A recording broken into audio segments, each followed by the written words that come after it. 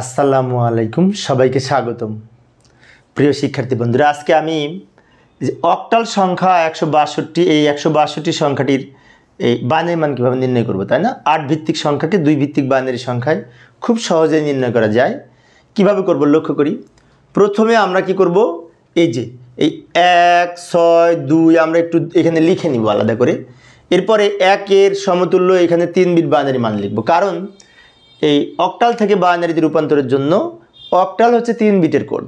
Octal যেহেতু 3 বিটের code, সেজন্য প্রত্যেকটার সমতুল্য আমরা এখানে 3 বিট করে বাইনারি মান লিখব, 3 বিট করে। এখন 3 বিট বাইনারি মান বের করার জন্য আমরা একটা কাজ করতে পারি, এখানে একটি কোডের হেল্প নিতে পারি, রাফ করে নিতে পারি। এই যে 421 এই কোড ধরে খুব সহজেই 3 বিট বাইনারি মান বের করা যায়। যেমন আমি যদি 1 এর 3 বিট বাইনারি মান বের করতে চাই, দেখতে হবে এখানে 1 আছে কিনা। এই যে সবার শেষে কিন্তু 1 আছে, তো 1 যেখানে আছে সেখানে 1, বাকিগুলো শূন্য হবে। 1 যেখানে আছে সেখানে 1 লিখব, আর এই প্রথম দুইটা শূন্য হবে। এটা হচ্ছে 1 এর 3 বিট বাইনারি মান, এই 1 এর নিচে লিখব। এবার 6 এর 3 বিট বাইনারি মান কত হবে, তাই না? 6 সংখ্যাটি এইখানে নাই, কিন্তু প্রথম দুইটা যোগ করে 6।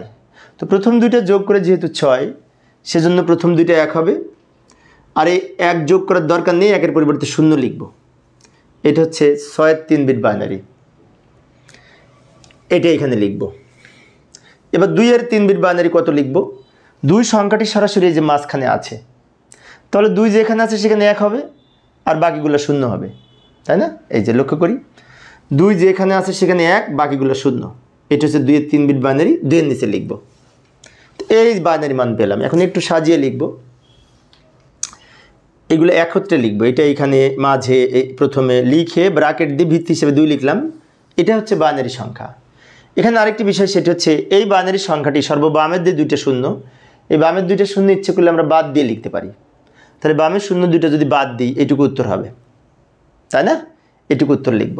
এই যে এইটুকু ব্র্যাকেট দিয়ে ভিত্তি হিসেবে 2 লিখব, কারণ এটি বাইনারি সংখ্যা।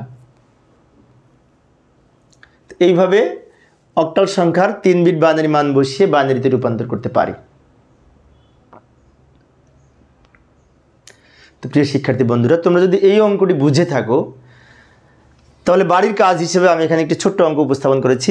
163 অক্টাল সংখ্যা, তাই না? তো এই সংখ্যাটি এর বাইনারি মান কত হবে সেটি নির্ণয়পূর্বক কমেন্টসে জানানোর চেষ্টা করবে। আশা করি তোমরা পারবে, উত্তরটা লিখলেই হবে।